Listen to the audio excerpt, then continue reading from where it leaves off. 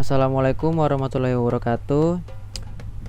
Kami dari kelompok 7 akan mempresentasikan tentang arah pembangunan hukum Indonesia yang beranggotakan dengan saya sendiri, Muhammad Oktavian, Dayang Paramita, Siti Maesaro, dan Alfikrianur. Yang pertama, teori hukum pembangunan Profesor Dr. Mokhtar Kusumaja. Pada dasarnya dalam sejarah perkembangan hukum di Indonesia, maka salah satu teori hukum yang banyak mengandung atensi dari para pakar dan masyarakat adalah mengenai teori hukum pembangunan dari Profesor Dr. Mokhtar Kusumaja. Ada beberapa argumentasi krusial mengapa teori hukum pembangunan tersebut mengandung banyak atensi, yang apabila dijabarkan aspek tersebut secara global adalah sebagai berikut. Pertama, teori hukum pembangunan sampai saat ini adalah teori hukum yang eksis di Indonesia karena diciptakan oleh orang Indonesia dengan melihat dimensi dan kultur masyarakat Indonesia. Oleh karena itu, dengan tolak ukur dimensi teori hukum pembangunan tersebut lahir, tumbuh, dan berkembang sesuai dengan kondisi Indonesia, maka hakikatnya jikalau diterapkan dalam aplikasinya akan sesuai dengan kondisi dan situasi masyarakat Indonesia yang pluralistik. Kedua, secara dimensional, maka teori hukum pembangunan memakai kerangka acuan yang pada pandangan hidup atau yang disebut way of life masyarakat secara bangsa Indonesia berdasarkan asas Pancasila yang bersifat kekeluargaan, maka terhadap norma asas lembaga dan kaidah yang terdapat dalam teori hukum pembangunan tersebut relatif sudah merupakan dimensi yang meliputi struktur, kultur, dan substansi, sebagaimana dikatakan oleh Lawrence W. Friedman. Lalu dimensi dan ruang lingkup teori hukum pembangunan menurut Profesor Dr. Mokhtar Kusumaja dikaji dari perspektif sejarah, maka sekitar tahun 70-an lahir teori hukum pembangunan dan elaborasi bukanlah dimaksud penggagasan sebagai sebuah teori, melainkan konsep pembangunan hukum yang dimodifikasi dan diadaptasi dari teori Rochbaum atau Law as a Tool of Social Engineering yang berkembang di Amerika Serikat. Apabila dijabarkan lebih lanjut, maka secara teoristis teori hukum pembangunan dari Profesor Dr. Mokhtar Kusumaja dipengaruhi secara berpikir dari Harold Laswell dan Myers S. McDougall, ditambah dengan teori hukum dari Rochbaum yang menurutnya minus konsepsi mekanisnya. Mokhtar mengelola semua masukan tersebut dan menyesuaikan pada kondisi Indonesia. Ada sisi menarik dari teori yang disampaikan Laswell dan McDougall, di mana diperlihatkan betapa pentingnya kerjasama antara pengembangan hukum teoristis dan penstudi pada umumnya, serta pengembangan hukum praktis atau yang biasa disebut specialist in decision pada proses melahirkan suatu kebijakan publik yang satu sisi efektif secara politis, namun di sisi lain juga bersifat mencerahkan. Oleh karena itu, maka teori hukum pembangunan dari Profesor Dr. Mokhtar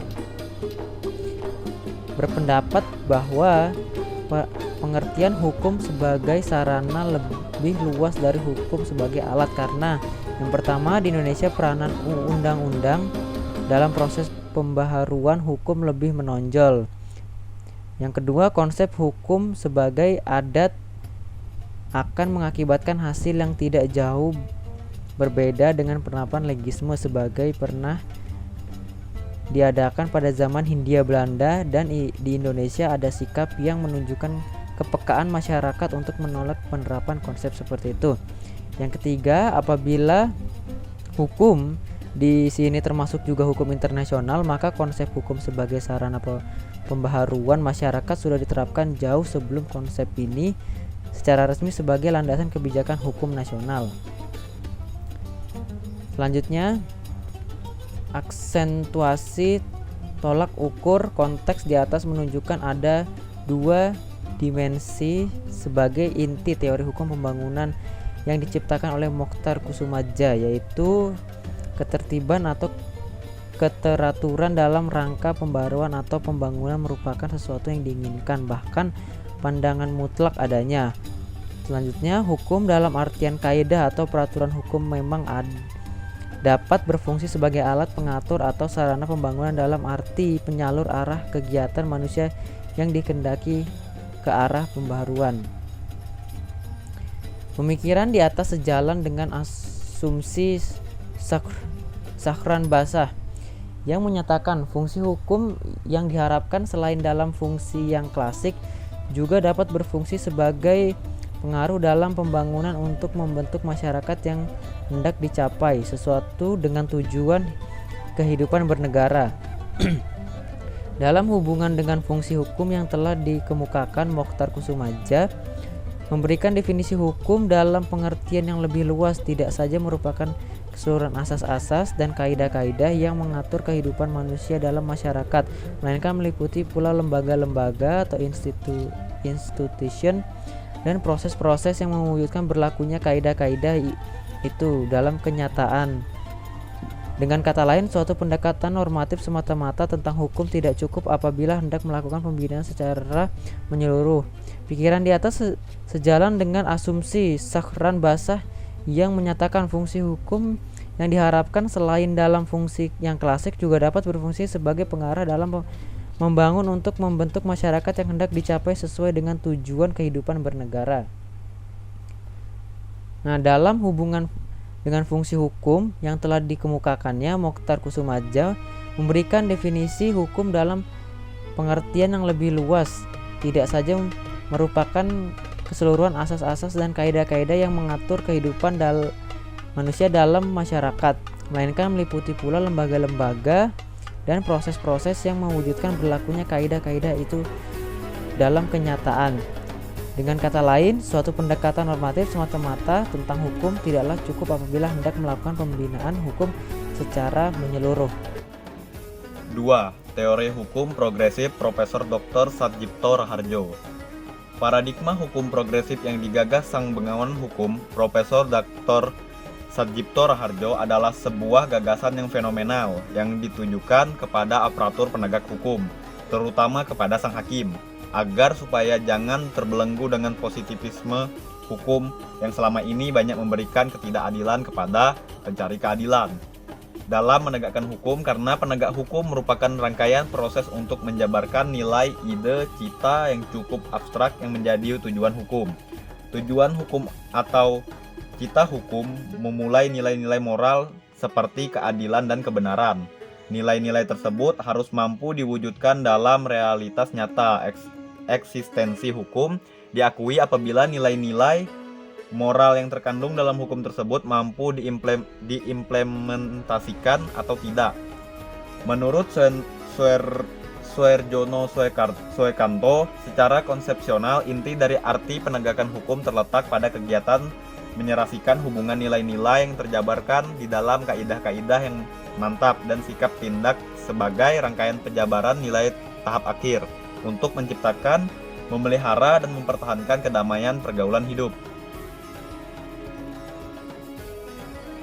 Satjipto Raharjo memaknai hukum progresif dengan kalimat pertama, hukum adalah untuk manusia dan bukan sebaliknya. Hukum tidak ada untuk dirinya melainkan untuk sesuatu yang luas, yaitu untuk harga diri manusia, kebahagiaan, kesejahteraan, dan kemuliaan manusia. Kedua, hukum bukan merupakan institusi yang mutlak serta final, karena hukum selalu berada dalam proses untuk terus menjadi law as a process, law in a making. Paradigma pemikiran Satjipto Raharjo sangat berlawanan dengan paradigma positivisme yang berpandangan bahwa pertama, hukum hanyalah perintah penguasa atau dibuat oleh instansi berwenang. Kedua, tidak ada hubungan mutlak antara hukum dan moral dan etika. Ketiga, analisa tentang konsepsi-konsepsi hukum dibedakan dari penyelidikan sejarah dan sosiologi. Keempat, sistem hukum haruslah sistem yang logis, tetap dan bersifat tertutup yang diperoleh atas dasar logika. tanpa mempertimbangkan aspek sosial, politik, moral maupun etik. Kelima, hukum harus dipandang semata-mata dalam bentuk formalnya. Dengan demikian harus dipisahkan dengan bentuk-bentuk materialnya. Keenam, isi hukum atau materi hukum diakui ada, tetapi bukan menjadi bahan ilmu hukum karena hal tersebut dapat merusak kebenaran ilmiah hukum.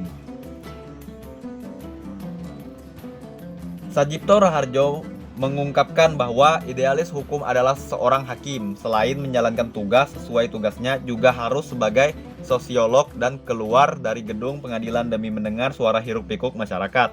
Tidak terpenjara teks-teks hukum, penegak hukum yang bukan suatu tindakan yang pasti. Hukum adalah pantulan masyarakatnya, hukum untuk rakyat bukan untuk hukum sendiri. Hukum untuk manusia dan tidak sebaliknya, dan beberapa lainnya merupakan nalar hukum empiris dan faktual. Bagi kaum positivis,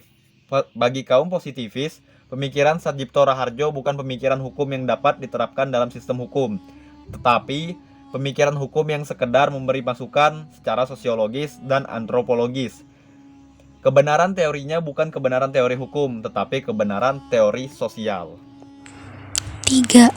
Arah pembangunan hukum. Arah pembangunan hukum bukan sesuatu yang berdiri sendiri, melainkan terintegrasi dengan arah pembangunan di bidang lainnya, memerlukan penyelesaian. Betapapun arah pembangunan hukum bertitik tolak pada garis besar gagasan dalam Undang-Undang Dasar Negara Republik Indonesia tahun 1945, dibutuhkan penyelarasan dengan tingkat perkembangan masyarakat yang dimimpikan akan tercipta pada masa depan.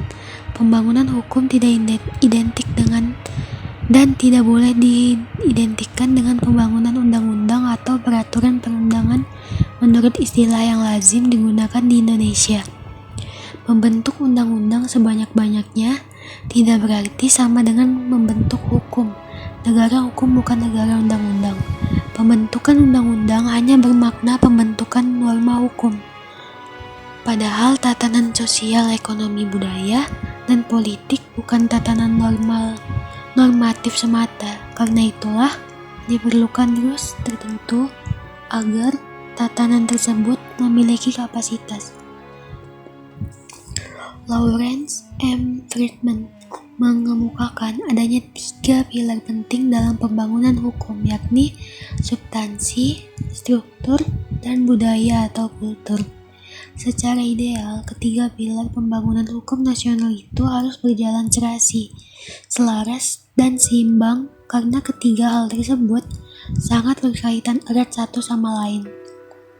Sistem hukum memerlukan perencanaan jangka panjang sebagai arah dan prioritas pembangunan secara menyeluruh yang perlu dilakukan secara bertahap untuk mewujudkan masyarakat adil dan makmur sebagaimana diamanatkan oleh Undang-Undang Dasar Negara Republik Indonesia tahun 1945.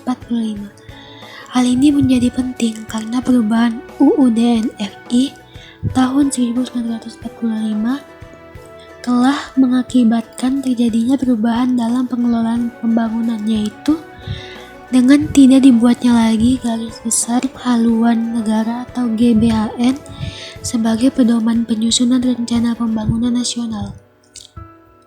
Ada 3 dimensi yang dapat dijadikan sebagai alasan pentingnya pembangunan hukum nasional, yaitu dimensi konstitusional, dimensi yuridis sosiologis, dan dimensi perspektif.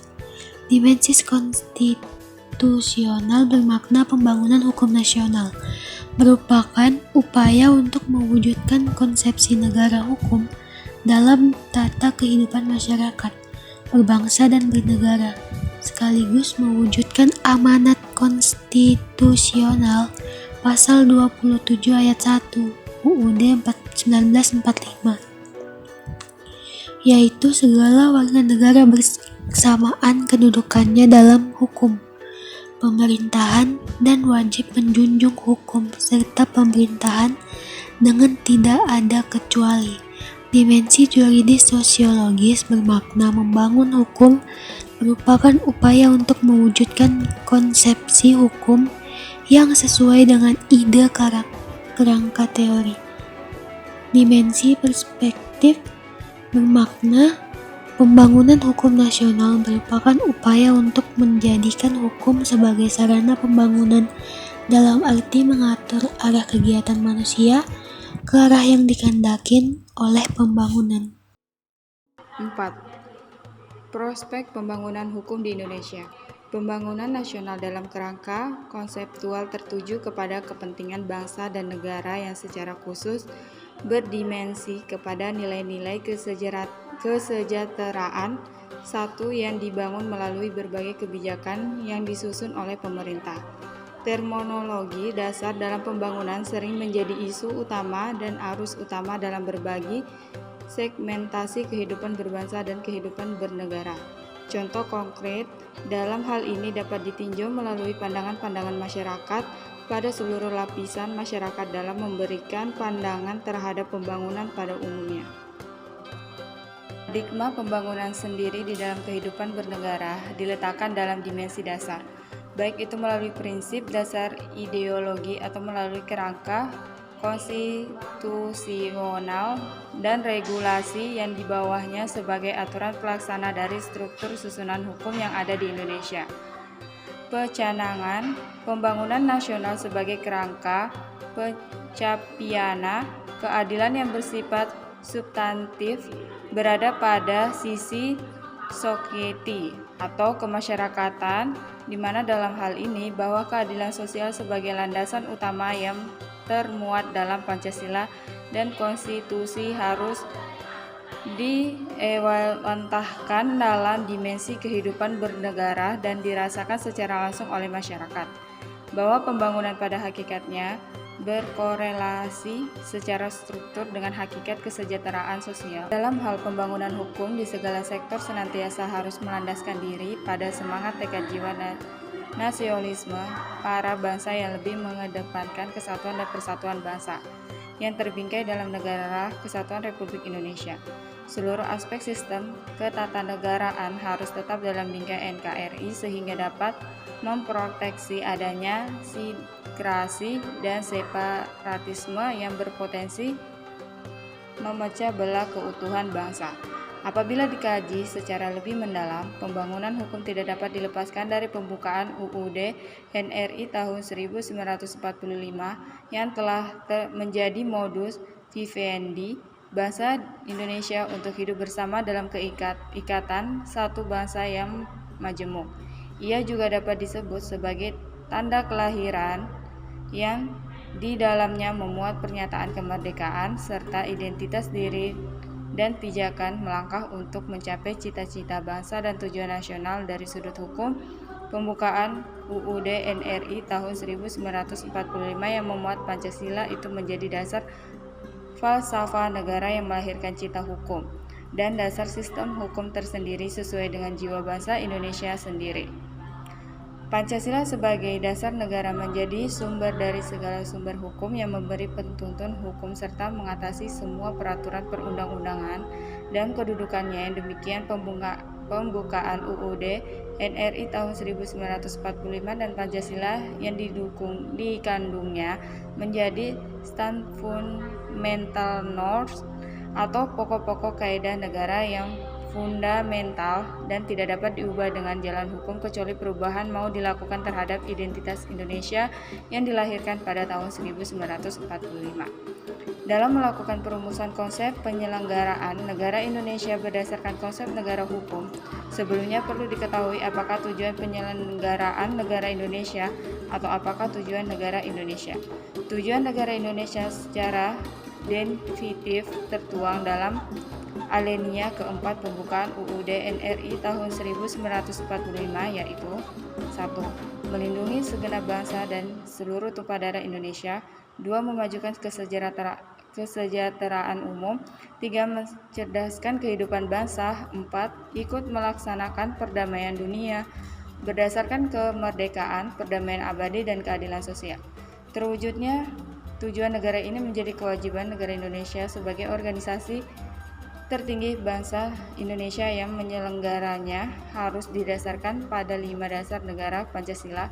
Dari sini dapat dipahami bahwa Pancasila merupakan pedoman utama kegiatan penyelenggaraan negara yang didasarkan atas prinsip ketuhanan yang Maha Esa, kemanusiaan yang adil dan beradab, persatuan Indonesia, kerakyatan yang dipimpin oleh hikmah, kebijaksanaan dalam permusyawaratan, perwakilan, dan keadilan sosial bagi seluruh rakyat Indonesia. Dalam rangka terwujudnya tujuan negara Indonesia tersebut, maka dalam setiap kebijakan negara yang diambil oleh para penyelenggara negara melakukan pembangunan sistem hukum nasional dalam upaya penyelenggaraan negara hukum Pancasila harus sesuai dengan 4 prinsip cita hukum Indonesia, yakni menjaga integrasi bangsa dan negara baik secara ideologis maupun secara teritorial, mewujudkan kedaulatan rakyat dan negara hukum sekaligus sebagai satu kesatuan tidak terpisahkan, mewujudkan kesejahteraan umum dan keadilan sosial bagi seluruh rakyat Indonesia, menciptakan toleransi atas dasar kemanusiaan dan berkeadaban dalam hidup beragama. Oleh karenanya, dalam penyelenggaraan negara hukum harus dibangun suatu sistem hukum nasional, yaitu 1. Bertujuan untuk menjamin integrasi bangsa dan negara baik secara ideologis maupun secara teritorial.